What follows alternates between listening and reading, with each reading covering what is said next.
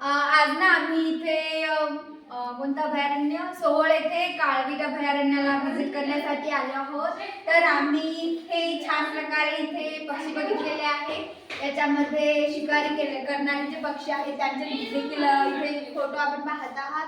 त्याच्यानंतर हा जो पिकॉक आहे हा पण भारतीय जो मोर आहे ते पण आहे। आणि त्याच्यानंतर इथे आपले पक्षी आहेत आणि या पक्ष्यांमध्ये छान छान असे सुंदर चित्र दाखवलेली आहेत। त्याच्यामध्ये ठिपकेवाले बदक हे देखील आहे आणि लाल डोक्याचा शहामृग हे पण आहे, पांडुबी, यामध्ये सर्व पक्ष्यांचं वर्णन केलेलं आहे। त्यानंतर इथे माळ टिटलीचं चित्र दाखवलेलं आहे। त्याच्यानंतर शिक्रा, ऑस्प्रे आणि पिंजरा घुबड हा एक पहिल्यांदा नवीन विशेष पाहिलेला एक असा पक्षी आहे।